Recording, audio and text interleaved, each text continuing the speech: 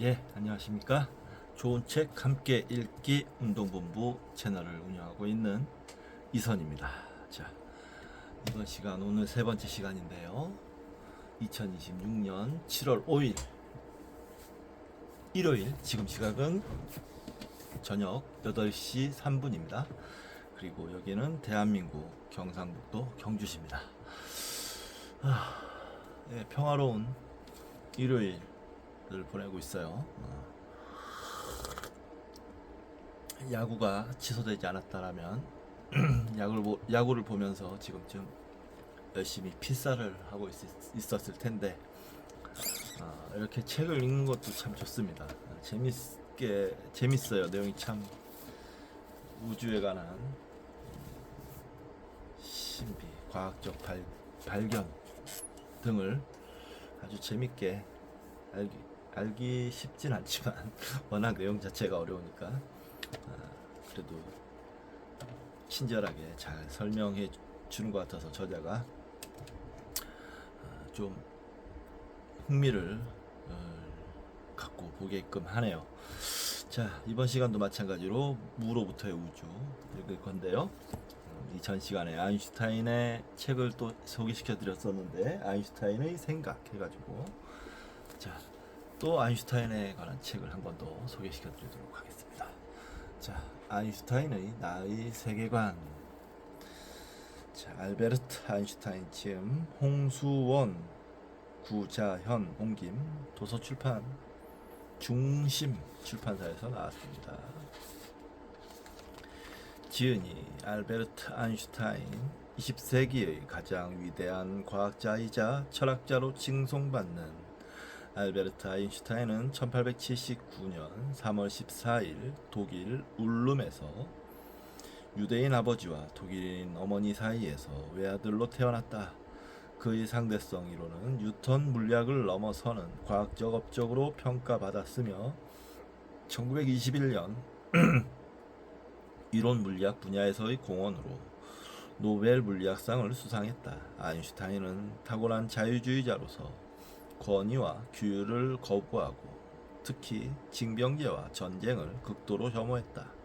제1차 세계대전 후 독일에서 반유대주의 운동이 확산되자 아인슈타인은 열렬한 시온주의 지지자가 되었으며, 히틀러가 집권하자 1933년 미국 프리스턴 대학의 초청을 받아들여 독일을 떠나 프린스턴에 정착했다.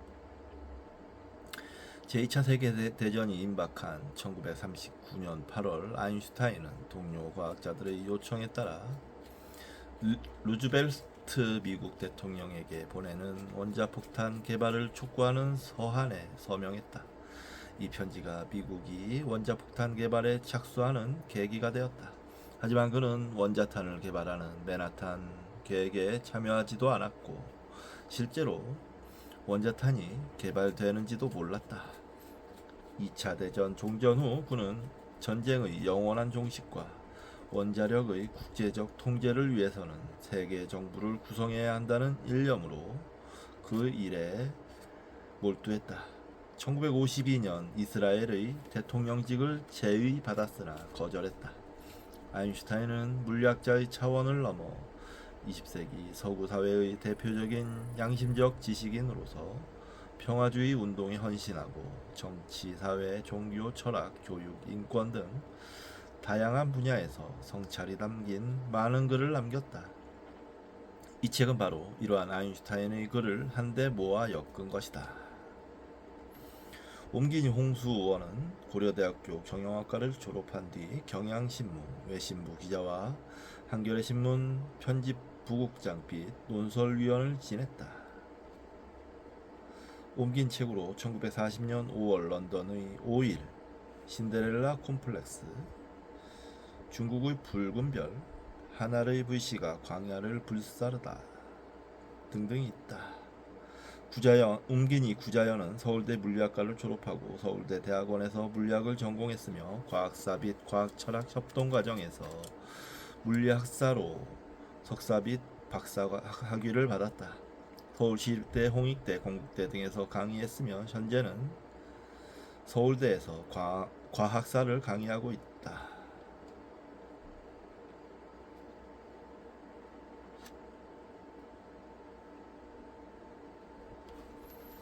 예.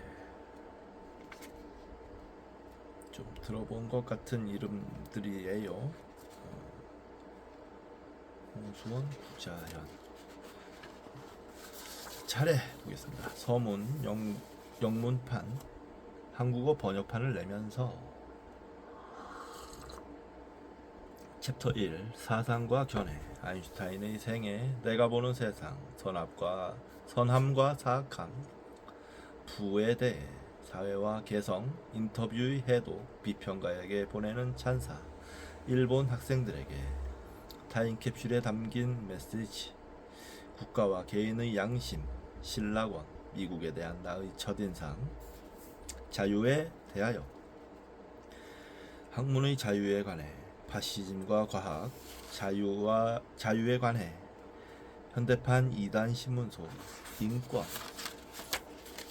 종교에 대하여 종교와 과학의 종교적 정신 과학과 종교와 과학 양립할 수 없는가 윤리 문화의 필요성 교육에 대하여 사고의 독자성을 길러주는 교육 교사와 학생 고전 문학에 관해 교육과 세계 평화 교육에 관해 인류의 미래를 보장하며 다보스의 대학 과정 친구에 대하여 마리 퀴리를 추모함 마하트마 간디 아놀드 베를리너의 70회 생일을 기리며 국제협력을 위한 H.A. 노렌츠의 노력 H.A. 노렌츠 그 창조성과 인품 막스 플랑크를 추모함 모리스 라파엘 코헨을 추모함 챕터 2 정치와 정부 그리고 평화주의 과학의 국제성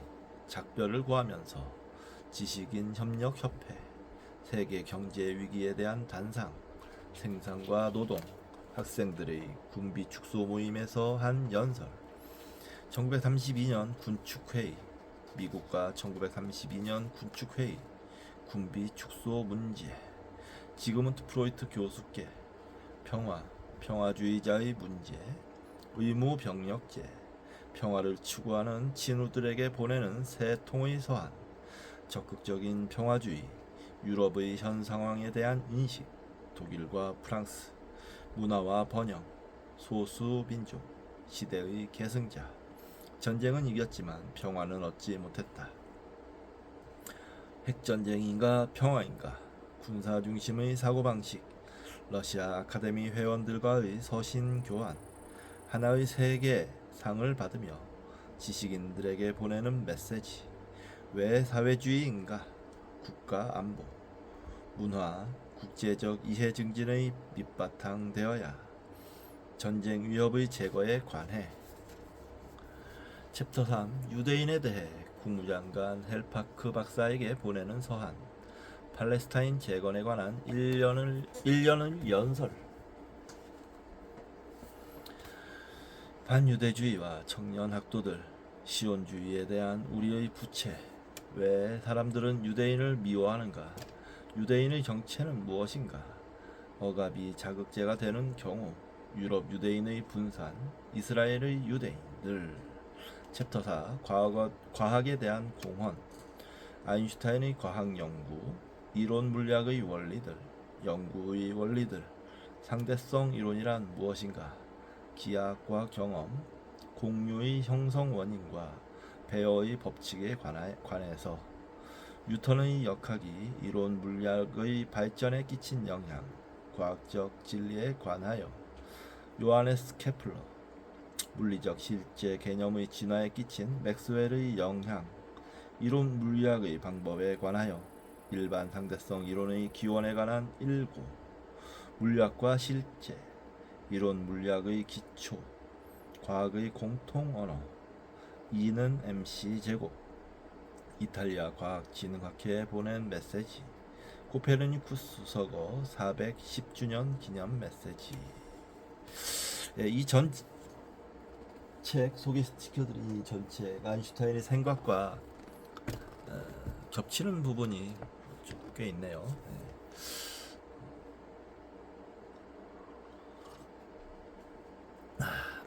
자, 이렇게 소개시켜 드렸고요. 자, 사장 헛소동 읽겠습니다. 인용입니다. 부족한 것은 남는 것보다 낫다. 레스 이즈 모어. 로버트 브라우닝의 식구를 미스 반 데어 로에가 인용함. 자, 본문 들어가겠습니다. 한 걸음 전진 후 두 걸음 후퇴. 우주의 비밀을 밝히려는 탐구 여정은 지금까지 이런 식으로 진행되어 왔다. 관측을 통해 우주 공간의 곡률이 정확하게 밝혀졌고, 양성자와 중성자를 모두 합한 것보다 10배나 많은 물질이 존재해야 한다는 사실도 알려졌다. 또한 은하와 성단의 질량을 모두 합해도 우주가 평평해지기 위해 요구되는 질량의 30%에 불과하다는 것도 알게 되었다. 알면 알수록 모르는 것도 많아지고 있는 것이다. 우주의 기하학적 구조를 직접 측정해서 얻은 결과에 의하면 우주에 존재하는 에너지의 70%는 아직도 정체불명의 오리무중이다. 이들은 은하의 내부나 그 주변에 있지 않으며 은하들이 모여있는 은하단에도 존재하지 않는다. 우주의 곡률과 총 질량이 알려지기 전에도 전통적인 우주론은 가로 열고 충분한 양의 암흑물질을 포함시켜도 가로 닫고 관측 결과와 일치하지 않았다. 1995년에 나는 시카고 대학의 연구 동료인 마이클 터너와 함께 다소 이단적인 논문을 발표했는데 주된 내용은 다음과 같았다. 전통적인 우주론은 잘못되었다. 인용입니다. 전통적인 우주론은 잘못되었다. 평평한 우주 모형에 은하단의 관측 결과 빛, 그 내부의 역학적 특성이 평평한 우주 모형, 가로 열고 당시의 학자들은 평평한 우주를 선호했다. 가로 닫고 과 일치하려면 우주는 우리의 짐작보다 훨씬 이상한 곳이어야 한다. 또한 우리는 1917년에 알버트 아인슈타인이 정적인 우주를 구현하기 위해 일반 상대성 이론의 방정식에 끼워 넣었다가 나중에 철회한 상수에 관심을 가질 필요가 있다. 우리는 여기까지가 인용입니다. 우리는 문제의 해결을 구체적으로 제시하는 것보다 무언가가 잘못되었음을 지적하는 데 중점을 두었기 때문에 당장 뜨거운 관심을 끌지를 못했다. 우리의 주장은 3년 뒤에 결국 옳은 것으로 판명되었는데 아마도 가장 놀란 사람은 터너와 나였을 것이다. 잠시 1917년으로 되돌아가 보자. 당시 아인슈타인은 일반 상대성 이론을 완성하고 인생 최대의 희열을 느끼고 있었다. 이 이론은 수성의 근위 1점이 세차 운동을 하는 이유와 이동 각도까지 정확하게 설명했다. 물론 아인슈타인이 하늘같이 믿어왔던 정적인 우주를 재현하지는 못했지만 그 정도에 굴복할 아인슈타인이 아니었다. 만일 그가 오래된 신념에 집착하지 않고 좀 더 과감한 논리를 펼쳤다면 동적인 우주를 예견한 최초의 과학자가 되었을 것이다. 그러나 아인슈타인은 다른 길을 택했다. 일반 상대성 이론의 수학 체계에 위배되지 않으면서 정적인 우주가 허용되도록 약간의 변형을 가한 것이다. 구체적으로 들어가면 한없이 복잡하지만 일반 상대성 이론의 기본 구조는 의외로 매우 간단하다. 방정식의 좌변은 우주 공간의 곡률 및 물질과 복사에 작용하는 중력의 강도를 서술하고 있는데, 이 값은 우변에 있는 우주에 존재하는 물질과 에너지의 밀도에 의해 결정된다. 아인슈타인은 방정식의 좌변에 작은 상수항을 추가하면 공간 전체에 밀어내는 힘이 작용하여 중력과 균형을 이룰 수 있다고 생각했다. 그리고 중력은 모든 물체에 당기는 힘으로 작용하며 거리가 멀수록 약해진다. 가로 닫고. 상수의 값이 충분히 작으면 여기서 발생한 여분의 힘은 일상적인 크기 가로 열고 심지어는 태양계 정도의 스케일 가로 닫고 에서도 감지되지 않기 때문에 뉴턴의 중력 법칙은 여전히 아름답게 맞아 들어갈 것이다. 그러나 아인슈타인은 이 상수가 우주 전 공간에 퍼져 있어서 은하 정도의 규모로 누적되면 중력에 대항할 수 있을 정도로 커진다고 생각했다. 그의 논리대로라면 우주는 가장 큰 스케일에서 정적인 상태를 유지할 수 있다. 아인슈타인은 방정식에 추가된 양을 우주항이라고 불렀다. 그러나 사실 이 항은 방정식에 작은 상수를 더한 것에 불과하기 때문에 지금은 우주상수라는 이름으로 불리고 있다. 그 후 아인슈타인은 우주가 팽창하고 있다는 사실을 전해 듣고 내 인생 최대의 실수라며 애써 도입한 우주상수를 철회해 버렸다. 그러나 우주상수를 제거하는 것은 마치 튜브에서 짜낸 치약을 다시 튜브 안으로 집어넣는 것처럼 결코 쉬운 일이 아니었다. 물리학자들은 우주상수가 잘못된 계기로 도입된 상수임을 잘 알고 있었지만 얼마든지 다른 식으로 해석될 수 있었기 때문에 쉽게 포기하지 못했다. 우주상수는 아인슈타인에 의해 도입되지 않았다 해도 지난 100년 사이에 누군가가 분명히 도입했을 정도로 유용한 개념이었던 것이다. 그러니까 모르는 부분인 거예요. 우주에서의 모르는 부분을 그냥 우주상수라고 X라고 그냥 수학 도식에 넣어버린 거죠. 그럼 아주 편리하죠. 아인슈타인의 항을 좌변에서 우변으로 넘기는 것은 수학자에게는 작은 발걸음에 불과하겠지만 물리학자에게는 위대한 도약이다.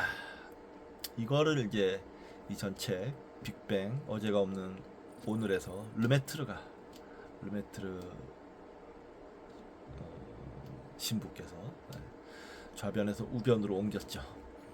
수학적으로는 초등학생도 할 수 있는 이 항에 불과한데 우변은 우주에 존재하는 에너지를 나타내고 있으므로 물리학적 의미가 완전히 달라진다. 즉 오른쪽으로 항을 넘기면 우주의 총 에너지가 달라지게 된다. 그렇다면 대체 무엇이 새로 추가된 에너지에 기여하는 것일까?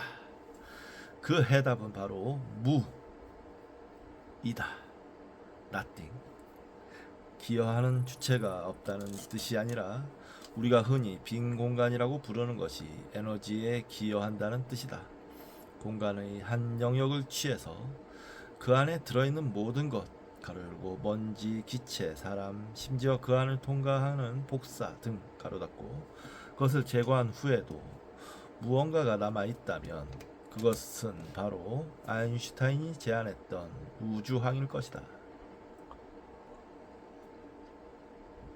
그렇다면 아인슈타인의 우주상수는 정말 황당한 아이디어가 아닐 수 없다. 에너지의 정확한 의미를 모르는 사람도 아무것도 없는 곳에 에너지는 얼마나 있을까라는 질문을 받으면 당연히 0이라고 답할 것이다. 아인슈타인의 특수상대성 이론을 양자적 우주에 적용하면 빈 공간은 아주 이상한 곳이 되어버린다. 이상한 정도가 도를 지나쳐서 이 사실을 처음 발견한 물리학자들도 그런 것이 현실 세계에 정말로 존재할 수 있는지 의구심을 떨치지 못했다.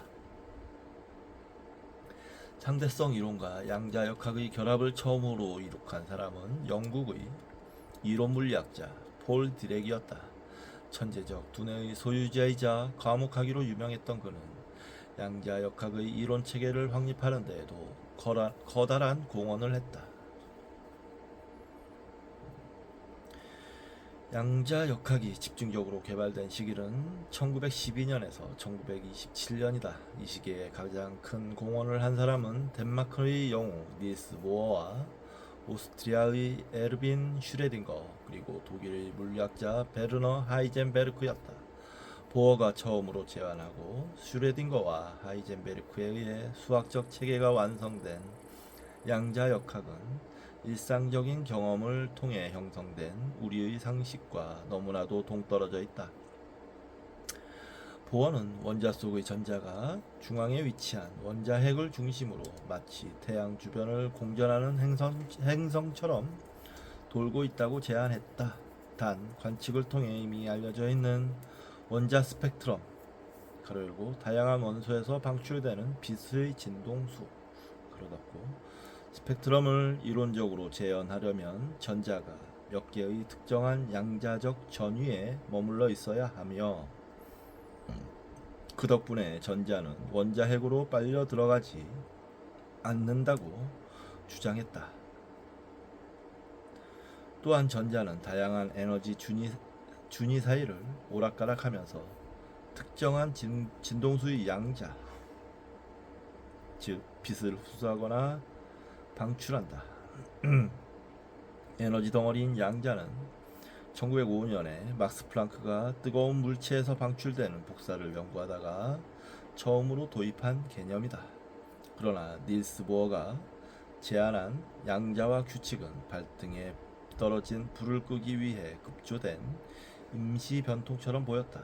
그 후 1920년대에 슈레딩거와 하이젠베르크는 각각 개인적으로 전자는 거시적 스케일의 야구공과 전혀 다른 역학 법칙을 따른다는 가정하에 보어의 규칙을 유도해냈다. 전자는 입자이면서 동시에 파동일 수 있으며 한 곳에 집중되어 있지 않고 구름처럼 넓게 퍼져 있다. 그리고 슈레딩거는 이것을 전자의 파동 함수로 표현했다. 가로 닫고 또한 전자의 물리적 특성을 관측하면 여러 가지 가능성 중에서 하나의 결과가 특정 확률로 얻어지며 전자의 위치와 속도 또는 에너지와 시간은 동시에 정확하게 측정될 수 없다. 가로 열고 이것을 하이젠베르크의 불확정성 원리라 한다. 가로 닫고 디렉은 거시적 물체에 적용되는 고전적 역학 법칙을 절묘하게 활용하여 하이젠베르크가 양자계를 서술하는 데 사용했던 수학 가로 열고 하이젠베르크는 이 공로를 인정받아 1932년에 노벨상을 수상했다. 가로 닫고 수학을 유도했다. 또한 그는 훗날 후레딩거의 파동 역학을 같은 방법으로 유도한 후 이것이 하이젠베르크의 이론체계 가로 열고 행렬 역학이라고 한다. 가로 닫고 걔와 동일하다는 것을 증명했다. 그러나 디렉은 보어와 하이젠베르크 그리고 슈레딩거의 양자역학이 뉴턴의 고전 역학 체계에 적용되었을 때 하나여 탁월한 성능을 발휘할 뿐 아인슈타인의 상대성 이론과는 조화를 이루지 못한다는 사실도 잘 알고 있었다. 디렉은 그림보다 수학을 통해 생각하는 것을 좋아했다. 그는 양자역학과 아인슈타인의 상대성 이론을 조화롭게 결합시키기 위해 여러 가지 방정식을 떠올렸는데 그 중에는 전자의 스핀과 관련된 복잡한 수학 체계도 포함되어 있었다. 전자는 회전하는 팽이처럼 스스로 자전하면서 각 운동량이라는 물리량을 갖는다. 또한 전자는 임의의 측을 중심으로 시계 방향이나 반시계 방향으로 회전할 수 있다.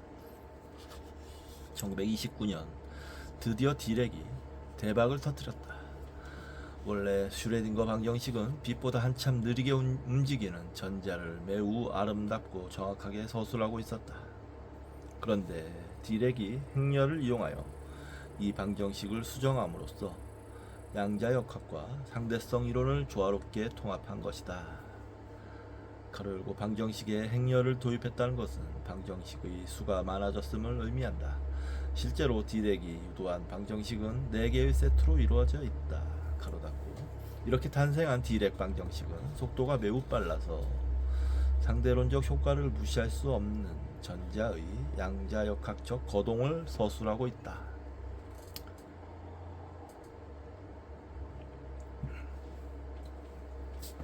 그러나 여기에는 약간의 문제가 있었다.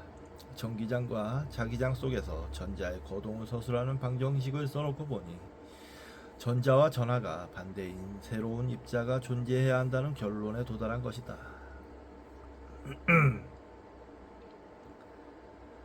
당시까지만 해도 전자와 전하가 반대인 유일한 후보 입자는 양성자뿐이었다. 그러나 양성자는 전자와 다른 점이 너무도 많다. 무엇보다도 양성자는 전자보다 2000배나 무겁다. 당혹감에 빠진 디렉은 이 결과를 다음과 같이 설명했다. 새로운 입자는 양성자이다. 그러나 양성자가 공간을 가로질러 갈 때 이들의 상호작용이 특이하게 교환되어 무거운 입자처럼 보이는 것이다. 여기까지가 인용입니다. 그러나 하이젠베르크를 비롯한 다른 물리학자들은 디렉의 설명을 믿지 않았다.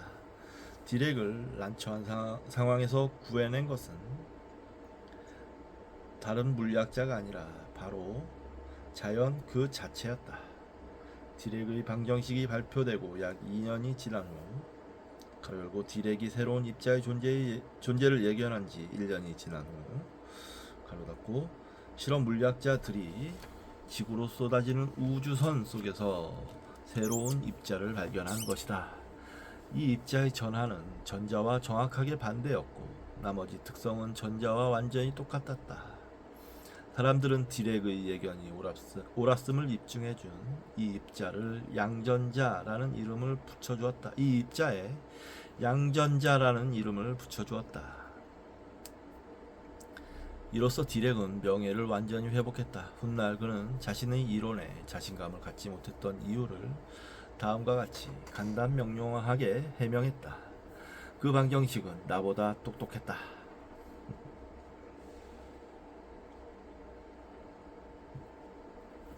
지금 우리는 양전자가 전자의 반입자임을 잘 알고 있다. 양전자가 전자의 반입자. 디렉의 이론은 전자뿐만 아니라 모든 입자에 적용되는 것으로 판명되었다.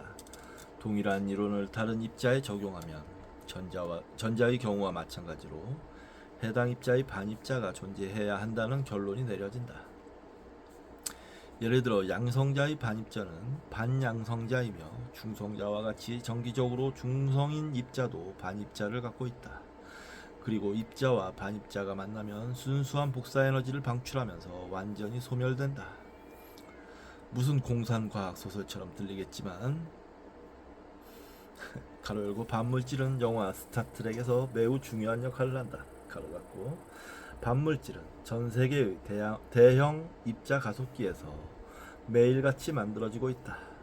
물질과 반물질은 전하만 반대이고 그 외의 물리적 특성은 모두 같기 때문에 반물질로 이루어진 세계가 어딘가에 존재한다면 물질로 이루어진 우리의 세계와 별로 다르지 않을 것이다.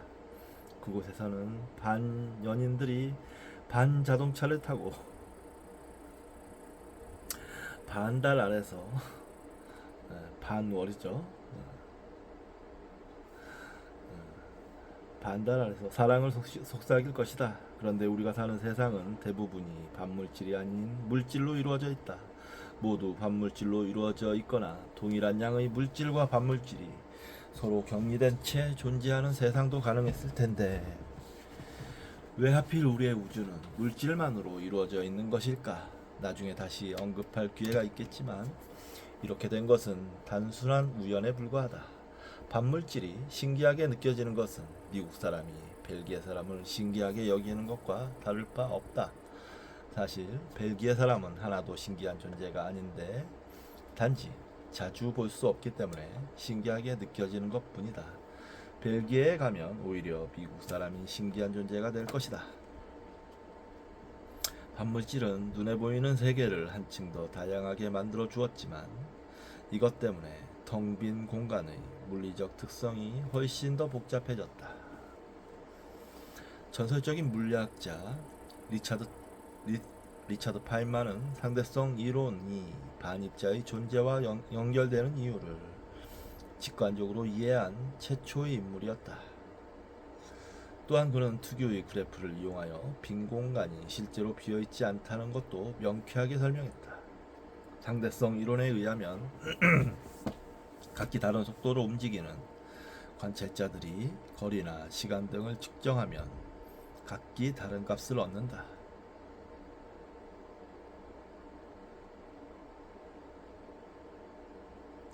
예를 들어 빠르게 움직이는 물체에서는 시간이 느리게 흐른다. 만일 어떤 물체가 시한한 능력을 발휘하여 빛보다 빠르게 움직인다면 미래가 아닌 과거를 향해 이동하는 것처럼 보인다. 이것은 빛의 속도가 모든 속도의 한계로 지정된 이유 중 하나이다. 그러나 양자역학의 제1계명인 하이젠베르크의 불확정성 원리에 의하면 주어진 물리계에서 위치와 속도처럼 특정 쌍에 해당하는 물리량들은 동시에 정확하게 측정될 수 없다. 또는 주어진 물리계에서 유한한 시간 간격과 계의 총 에너지도 동시에 정확하게 측정될 수 없다. 둘 중 한쪽을 정확하게 측정하면 반대쪽의 오차가 대책 없이 커진다. 이것이 의미하는 바는 다음과 같다. 아주 짧은 시간 간격 가로 열고 그 시간 안에 입자의 속도를 측정할 수 없을 정도로 짧은 시간 간격 가로 닫고 에서는 입자가 빛보다 빠르게 움직일 수 있다는 것이다. 그러나 아인슈타인의 이론에 의하면 빛보다 빠르게 움직이는 입자는 시간을 거슬러 과거를 향해 이동한다. 파인만은 이 황당한 가능성을 신중하게 받아들이고 그 속에 담긴 물리학적 의미를 생각하다가 다음과 같은 다이어그램을 머릿속에 떠올렸다. 다음 그림은 공간을 가로질러 이동하는 전자를 나타낸 다이어그램인데 전자의 속도가 주기적으로 변하면서 간간히 빛보다 빠르게 이동하기도 한다.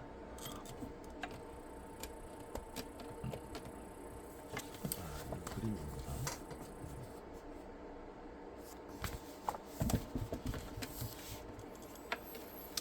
상대성 이론에 의하면 움직이는 관찰자는 앞의 그림과 동일한 상황을 다르게 인식한다. 예를 들어 다른 관찰자에게는 전자가 미래를 향해 나아가다가 중간에 갑자기 과거로 진행하고 그 후에 다시 미래로 진행하는 것처럼 보일 수도 있다. 이 그림이에요.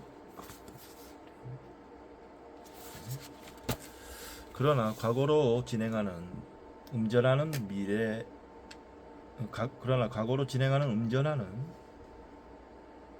미래로 진행하는 양전하와 수학적으로 완전히 동일하다. 그러므로 상대성 이론은 질량을 비롯한 모든 특성이 전자와 완전히 동일하면서 전자의 부호만 반대인 반입자 가로 열고 전자의 경우에는 양전자 가로 닫고의 존재를 요구하게 되는 것이다.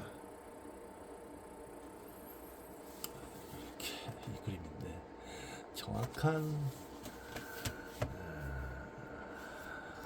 뜻은 저는 잘 모르겠어요. 앞의 그림에서 파인만의 관점을 이렇게 재해석할 수도 있다. 인용입니다. A라는 전자가 제 갈 길을 가고 있는데 다른 지점에서 전자 양전자 쌍이 무에서 갑자기 탄생하여 양전자는 A와 만나 소멸되고 남은 전자 가로 열고 새로 생성된 전자가 계속 이동한다.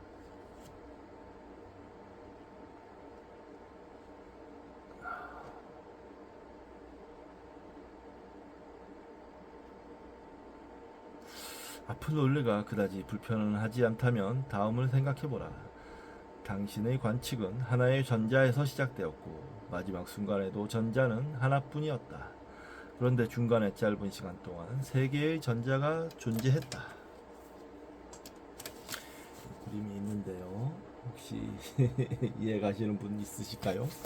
저는 잘 일단은 뭔가 네, 이상한 얘기 같기도 하지만 따라가 보겠습니다. 아주 잠시 동안이긴 하지만 관측 도중에 무언가가 무에서 탄생했다. 1949년에 파인만은 이 명백한 역설에 전쟁 중의 에피소드를 엮어서 양전자 이론이라는 논문을 발표했다. 인용입니다. 저공 비행 중인 폭격기에서 폭격수가 조준기를 통해 한 줄기로 뻗어 있는 도로를 주시하고 있다. 그런데 어느 순간 갑자기 길이 3개가 되었다가 그중 2개가 한 곳에서 만나 사라지고 다시 하나만 남았다. 잠시 후 폭격수는 그 길이 기다란 스위치백 가로 열고 오르막에 지그재그로 나 있는 길 가로 닫고 스위치백이었음을 알아차렸다. 자, 여기까지가 인용입니다. 스위치백 구간에 해당하는 시간이 충분히 짧아서 그 시간 안에 모든 입자를 직접 관측할 수 없다면 양자역학과 상대성 이론은 이 시한한 상황을 허용할 뿐만 아니라 심지어 이런 상황을 요구하기까지 한다. 관측할 수 없을 정도로 짧은 시간에 나타났다가 사라지는 입자를 가상 입자라 한다.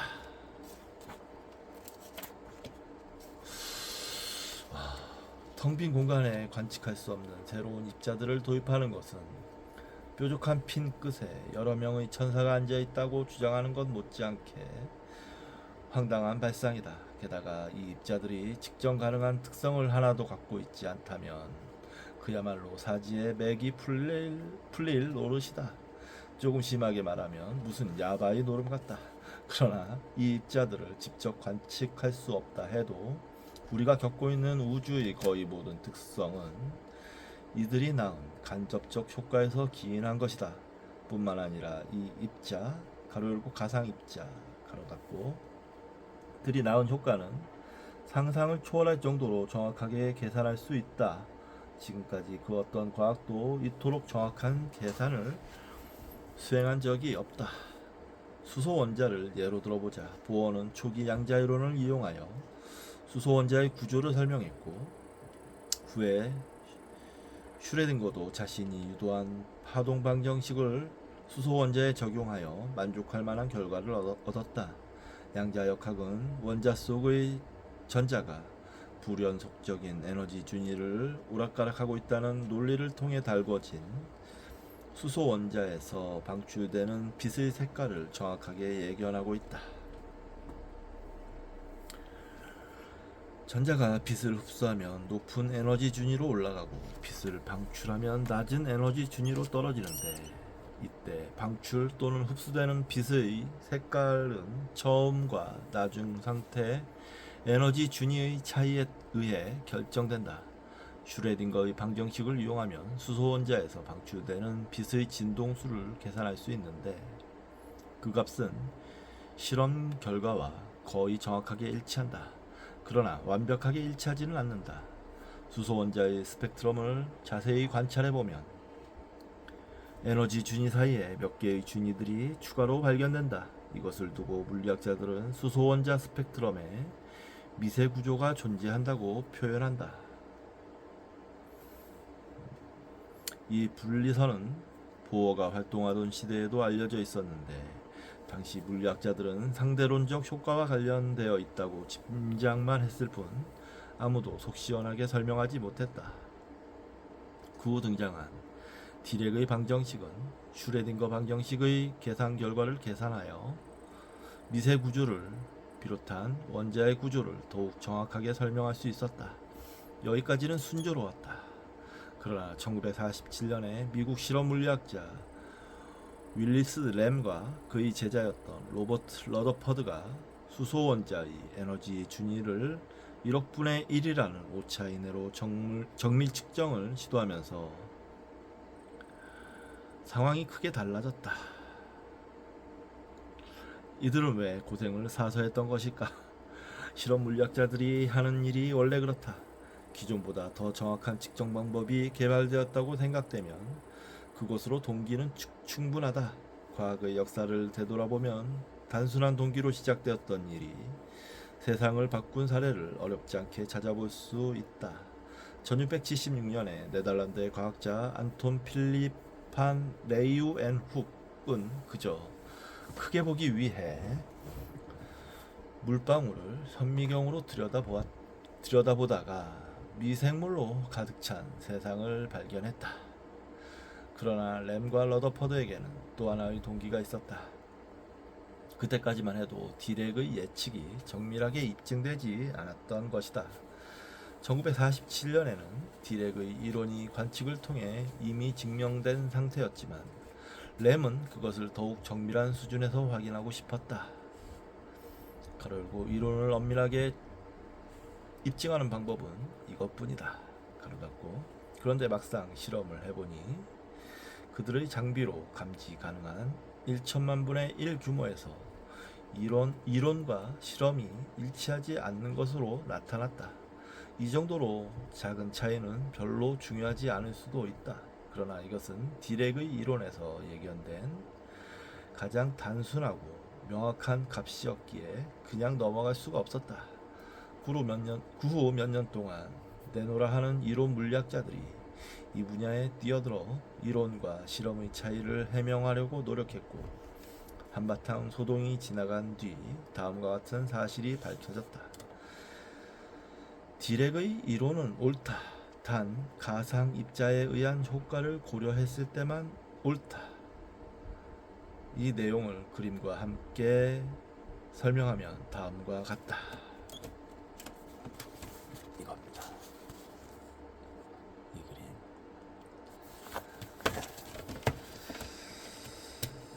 대부분의 화학 교과서에는 수소 원자가 오른쪽 그림과 같이 표현되어 있다. 방금 전에 본 그림이요. 원자의 중심에 양성자가 있고 그 주변에 있는 여러 개의 가능한 궤도 중 하나를 전자가 점유하고 있다는 식이다. 물론 전자는 수시로 점프하여 다른 궤도로 옮겨갈 수 있다. 그러나 전자 양전자 쌍이 아무것도 없는 공간에서 자발적으로 생겨났다가 아주 짧은 시간 후 사라진다는 것을 사실로 받아들이면 수소 원자는 다음과 같은 모습일 것이다. 그림입니다. 이 그림입니다.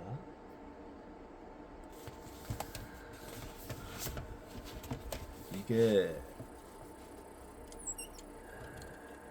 실체에 가까운 그림이라는 거죠. 이전의 그림에서 오른쪽에 전자 양전자 쌍이 추가되었는데 이들은 그림의 위쪽에서 만나 소멸될 예정이다. 음전하를 띤 가상전자는 양성자 주변에 머물기를 좋아하는 반면 양전하를 띤 양전하는 양성자로부터 멀어지려고 한다. 어쨌거나 이 그림에서 한 가지 분명한 사실은 수소 원자의 실제 전하 분포가 하나의 전자와 하나의 양성자로 설명되지 않는다는 것이다.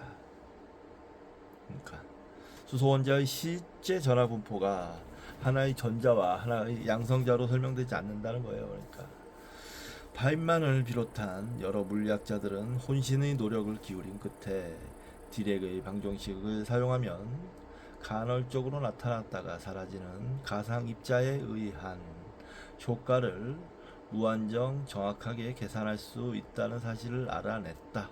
실제로 이 계산을 수행하면 어떤 과학 분야도 따라올 수 없을 정도로 정확한 예측을 할 수 있다. 예를 들어 천문학 분야에서 가장 최근에 얻어진 마이크로파 배경 복사의 측정 값은 이론에서 예견된 값과 약 10만 분의 1 정도 차이가 난다. 물론 이 정도면 엄청나게 정확하다. 그러나 디렉의 방정식으로 가상 입자의 효과를 계산한 값과 관측을 통해 얻은 값은 10억 분의 1도 채 되지 않는다.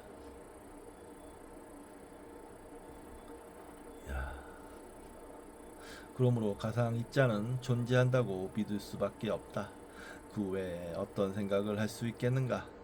이처럼 원자 물리학의 기념비적인 성공은 타의 추종을 불허한다. 그러나 가상 입자는 또 다른 분야에서 핵심적인 역할을 하고 있는데 그것은 바로 이 책의 주제와 밀접하게 관련되어 있다. 지금까지 알려진 바에 따르면 우리의 몸을 비롯하여 눈에 보이는 모든 물질의 질량의 대부분은 가상 입자에서 비롯된 것이다. 물리학자들은 1970년대에 양성자와 중성자 가로 열고 즉 눈에 보이는 모든 물질 가로 닫고를 구성하는 입자인 쿼크의 상호작용을 정확하게 설명하는 이론을 개발했고 이로써 물질에 대한 이해의 폭이 이전보다 훨씬 넓어졌다. 이 이론에 등장하는 수학은 너무도 복잡하여 쿼크들 사이의 상호작용, 가로 열고 강한 상호작용, 강력, 가로 닫고,을 서술하는 수학은 수십 년이 지난 후에야 제대로 된 체계를 갖출 수 있었다. 뿐만 아니라 과학자들은 양성자와 중성자의 근본적인 특성을 계산하기 위해 수만 개의 프로세서를 갖춘 병렬 처리 컴퓨터까지 개발했다. 지금 우리는 양성자 내부가 어떻게 생겼는지 머릿속으로 그릴 수 있게 되었다. 양성자는 3개의 쿼크로 이루어져 있다고 알려져 있지만 사실 이것 말고도 엄청나게 많은 재료들이 복잡하게 섞여 있다. 특히 쿼크들 사이에서 강력하게 매개하는 가상입자들은 아무것도 없는 빈 공간에서 수시로 나타났다가 사라지고 있다. 이 상황을 시각적으로 표현하면 위의 그림과 같다. 이겁니다.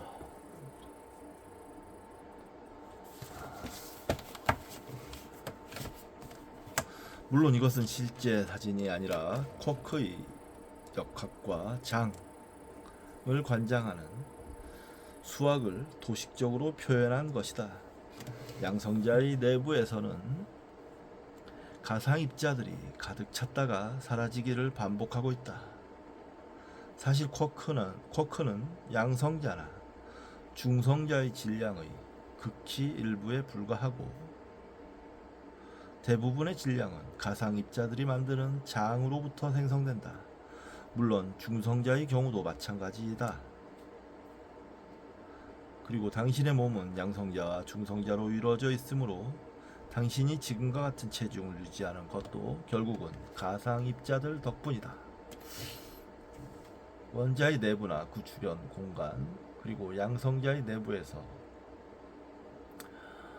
가상입자에 의한 효과를 계산할 수 있다면 완전히 빈 공간에 나타나는 가상입자의 효과도 계산할 수 있지 않을까?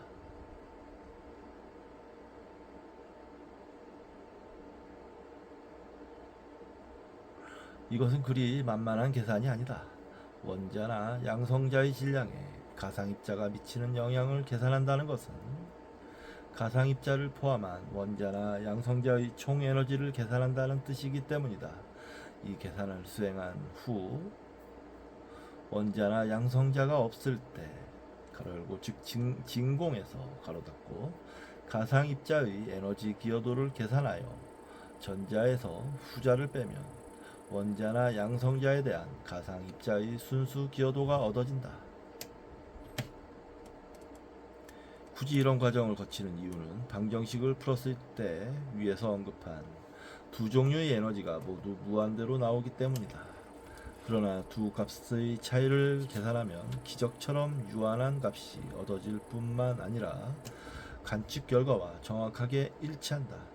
그런데 진공 중에서 가상입자에 의한 효과만 계산하면 더 이상 뺄 것이 없기 때문에 무한대라는 답이 얻어진다.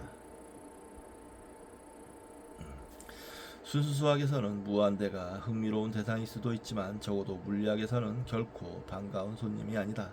그래서 물리학자들은 가능한 한 무한대를 피하기 위해 노력해왔다. 자연이 제 아무리 시한하다 해도 텅 빈 공간의 에너지가 무한대일 수는 없다. 가로 열고 공간에 무언가가 있어도 마찬가지다. 가로 닫고 따라서 우리는 어떻게든 계산법을 개발하여 유한한 값을 얻어내야 한다. 무한대가 나오는 이유는 간단하다. 하이젠베르크의 불확정성 원리 가로 열고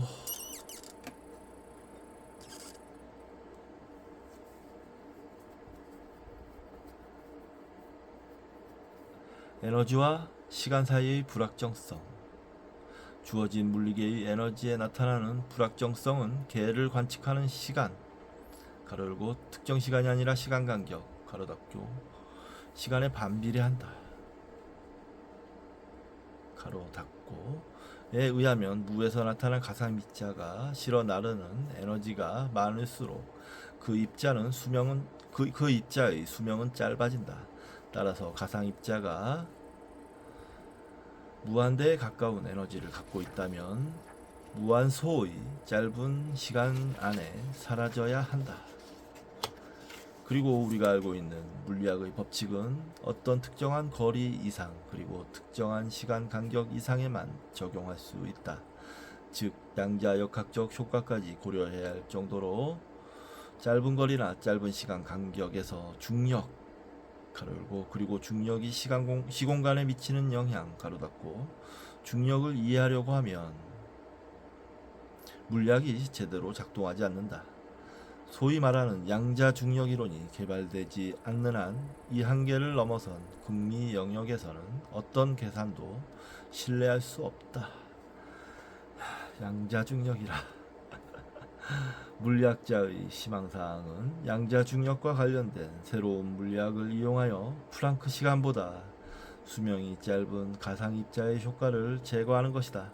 이 컷오프 과정에서 살아남은 입자들 가로 열고 에너지가 상대적으로 작은 입자들 가로 닫고 입자들의 효과를 모두 더하면 가상 입자들이 순수한 무에 기여하는 에너지를 알아낼 수 있다. 그러나 여기에는 심각한 문제가 도사리고 있다. 가상 입자들이 진공에 기여하는 에너지를 계산해 보면 암흑 물질을 포함하여 우주에 존재하는 모든 물질의 에너지를 합한 것보다 10의 120승배나 많다.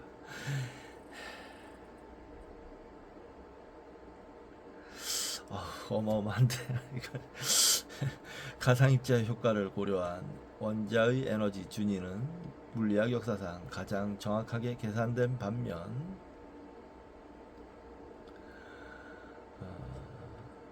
빈 공간 가로 열고 진공 가로 닫고 빈 공간의 에너지는 물리학 역사상 가장 크게 틀린 최악의 계산임이 분명하다. 만일 빈 공간의 에너지가 이 정도로 크다면 밀어내는 힘이 워낙 강해서 가로 열고 앞서 말한 바와 같이 빈 공간의 에너지는 우주상수에 해당한다. 가로 닫고 지구는 이미 옛날에 저 멀리 날아갔을 것이다.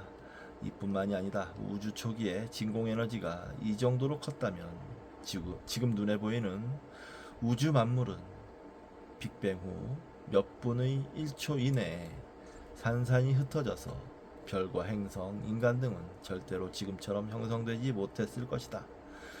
흔히 우주상수 문제로 불리는 이 심각한 문제를 처음 제기한 사람은 러시아의 우주론학자 야코프 젤도비치였다. 그가 관련 논문을 발표한 1967년 이후로 지금까지 우주상수 문제는 해결의 기미를 보이지 않고 있다. 아마도 이것은 현대 물리학이 직면한 가장 근본적이면서 풀기 어려운 문제일 것이다.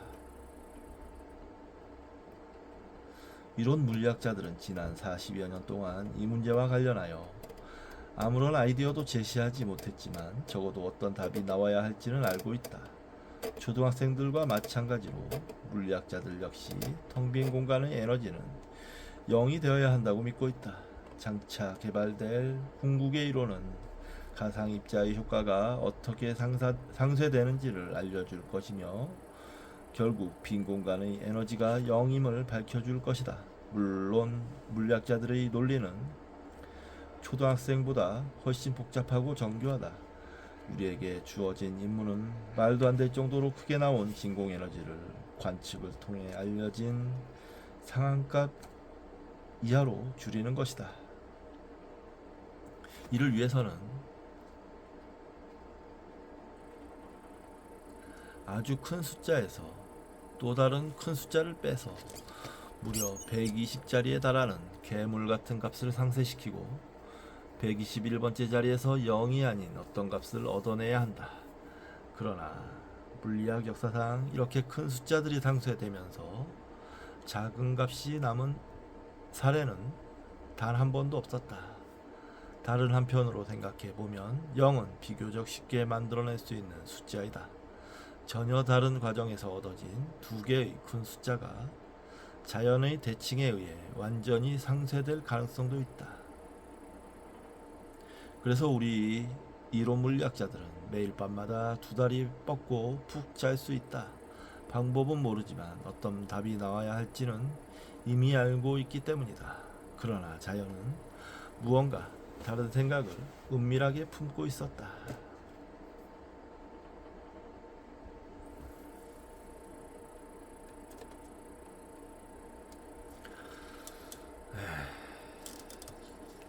재미있네요.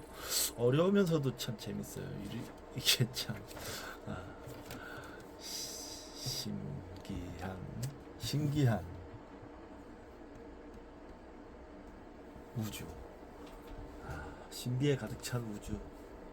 우리가 이렇게 살고 있다는 것 자체도 정말